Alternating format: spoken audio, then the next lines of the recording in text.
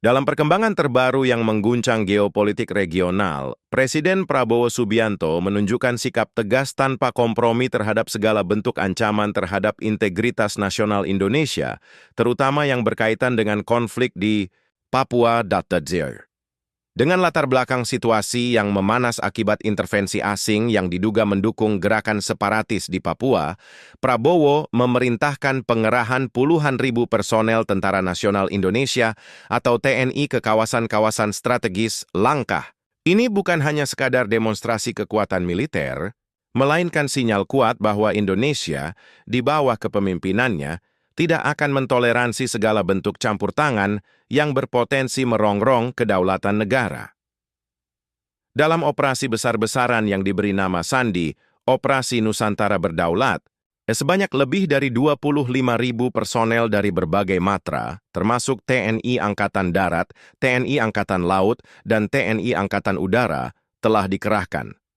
Fokus utama dari operasi ini adalah mengamankan wilayah Papua dari infiltrasi senjata, logistik, dan jaringan komunikasi yang diduga disokong oleh negara asing tertentu.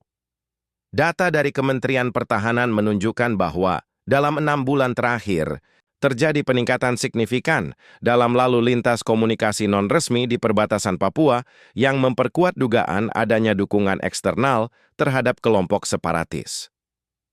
Presiden Prabowo, dalam pidato resminya di Mabes TNI, menegaskan bahwa langkah ini bukan sekadar untuk memadamkan gejolak internal, melainkan untuk menunjukkan kepada dunia bahwa Indonesia tetap konsisten dalam menegakkan prinsip kedaulatan.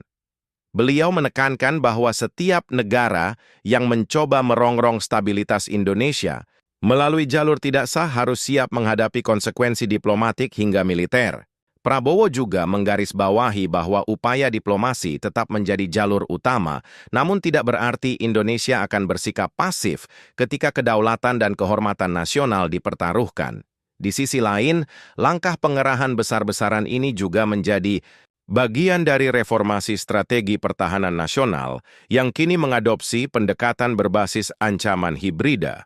Artinya, TNI tidak hanya mengantisipasi ancaman konvensional dalam bentuk serangan fisik, tetapi juga mengatasi perang non-konvensional seperti propaganda digital, infiltrasi ideologi, serta sabotase ekonomi yang kerap menjadi bagian dari strategi negara-negara pesaing dalam melemahkan bangsa dari dalam.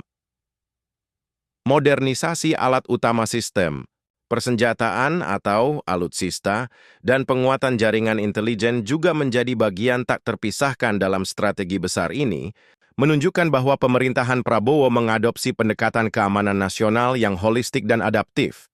Tidak hanya itu, untuk memperkuat legitimasi langkah ini di kancah internasional, Indonesia melalui Kementerian Luar Negeri telah menggelar serangkaian diplomasi agresif dengan negara-negara kunci seperti Amerika Serikat, Rusia, Tiongkok, dan negara-negara ASEAN. Tujuannya adalah mempertegas bahwa tindakan pengamanan ini sepenuhnya merupakan urusan internal dalam kerangka hukum internasional yang mengakui hak setiap negara untuk mempertahankan keutuhan wilayahnya. Sejumlah pertemuan bilateral dan pernyataan resmi telah disusun untuk mematahkan potensi propaganda yang mencoba memframing langkah ini sebagai pelanggaran hak asasi manusia atau represi terhadap kelompok minoritas. Prabowo memerintahkan TNI untuk tidak hanya bergerak dengan pendekatan keras, tetapi juga melaksanakan operasi berbasis hati dan pikiran atau winning hearts and minds terhadap masyarakat Papua. Program pembangunan infrastruktur, pelayanan kesehatan, pendidikan, serta pemberdayaan ekonomi lokal diintensifkan bersamaan dengan operasi keamanan untuk memastikan bahwa rakyat Papua merasakan kehadiran negara sebagai pelindung, bukan sebagai ancaman. Strategi ini bertujuan untuk memutus mata rantai dukungan lokal terhadap gerakan separatis, dengan menunjukkan bahwa masa depan yang damai dan sejahtera hanya dapat tercapai di bawah bingkai Negara Kesatuan Republik Indonesia. Pengerahan besar-besaran TNI ini juga merupakan bagian dari Grand Strategi Indonesia dalam memperkuat posisi Geopolitik di kawasan Indo-Pasifik yang kini semakin menjadi arena persaingan kekuatan besar dunia.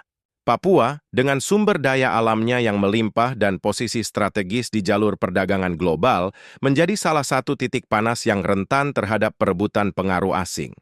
Prabowo memahami bahwa penguasaan penuh atas Papua tidak hanya soal mempertahankan wilayah, tetapi juga tentang menjaga kepentingan strategis Indonesia dalam percaturan global.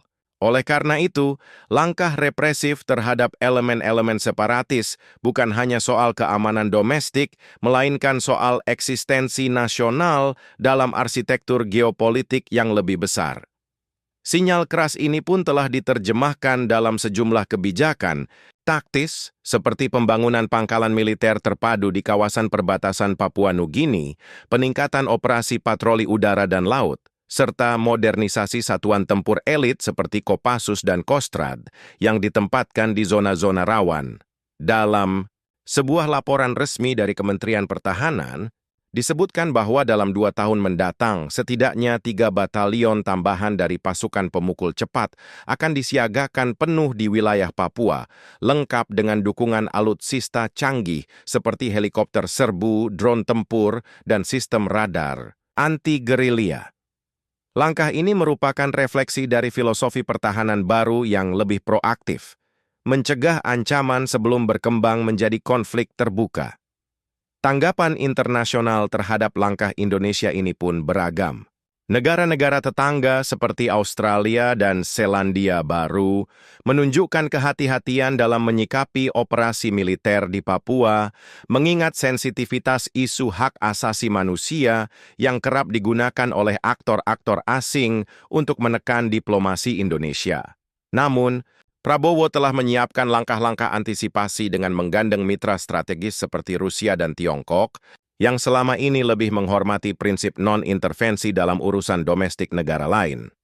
Pendekatan multi-layered diplomasi ini menjadi bukti bahwa Indonesia tidak lagi bermain pasif di panggung global, melainkan telah naik kelas menjadi aktor strategis yang mampu mengelola tekanan internasional sambil tetap mengutamakan kepentingan nasional.